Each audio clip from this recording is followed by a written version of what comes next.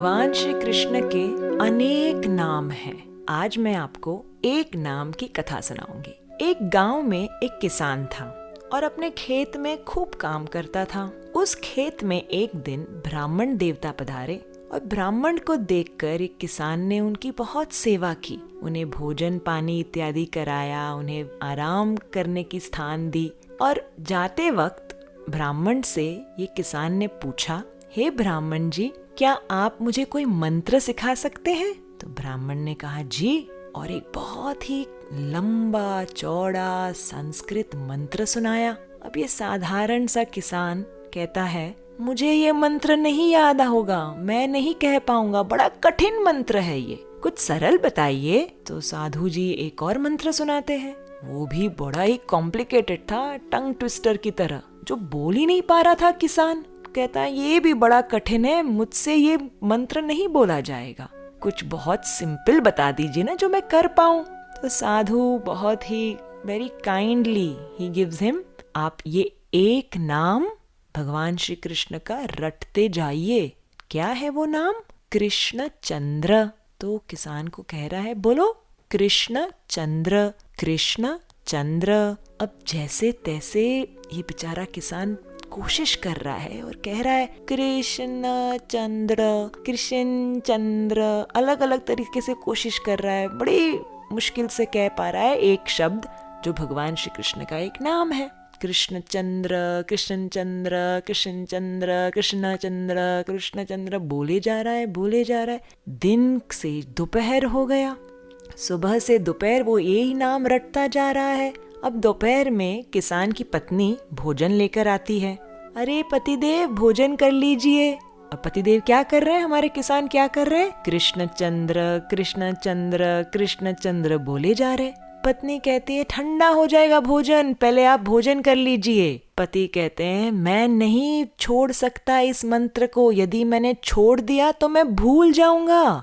तो पत्नी कहती है okay, I have an idea, आप भोजन पा लीजिए और मंत्र मुझे बता दीजिए, क्या जप रहे हैं आप? मैं जपती रहूंगी, फिर आपका जब भोजन समाप्त हो जाएगा मैं आपको बता दूंगी क्या कहना है। तो किसान अपनी पत्नी को कहता है ठीक है, बोलते रहो कृष्ण चंद्र, कृष्ण चंद्र, कृष्ण चंद्र। पत्नी ने भी हाँ हाँ हाँ ठीक है, मैं बोलती रहूंगी। और वो कहने लगी कृष्ण चंद्र, कृष्ण चंद्र। धीरे धीरे यहाँ चलती गई, वहाँ चलती गई। अरे सखी से बात करने लगी, वहाँ उस ग्वाले से बात करने लगी। अरे बीच बीच में मंत्र भी बोल रही थी। किसान अपना भोजन पा रहा है। जैसे ही भोजन समाप्त हो गया, अपनी पत्नी से कहता है चलो मुझे बताओ वो क्या शब्द था जो मुझे जप करना है। तो वो कहती है अरे वो शब्द क्या था, हाँ हाँ हाँ हाँ, फिसल चंद्र, फिसल चंद्र। तो किसान साधारण स्वभाव का, अब वो कहने लग रहा है फिसल चंद्र, फिसल चंद्र, फिसल चंद्र, फिसल चंद्र, फिसल चंद्र। ये सुन के वैकुंठ में बैठे भगवान श्री नारायण को हंसी आ गई। अपने लक्ष्मी देवी को कहते हैं अरे ये तो मेरा भक्त मुझे इतने प्रेम से पुकार रहा है, मैं उसे जाकर वैकुंठ ले आता हूँ।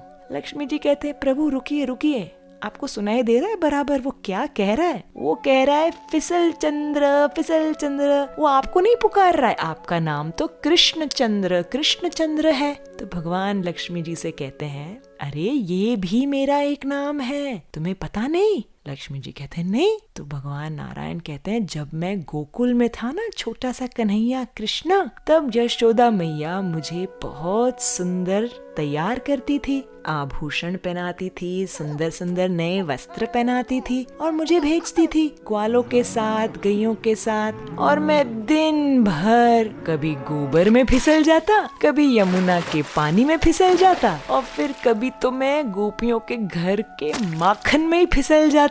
दिन भर यहाँ वहाँ फिसल फिसल के जब मैं शाम को घर आता, यशोदा मैया मुझे कहती आओ मेरे फिसल चंद्र, आओ मेरे फिसल चंद्र, दिन भर कहाँ कहाँ से फिसलते हुए आ रहे हो, आओ अब थोड़ा नहा धो लो और ढंग के वस्त्र पहन लो। तो ये नारायण जी कहते हैं लक्ष्मी से कि मेरा नाम सही में फिसल चंद्र है और ये किसान मुझे ही पुकार रहा है, मुझे अब जा इसका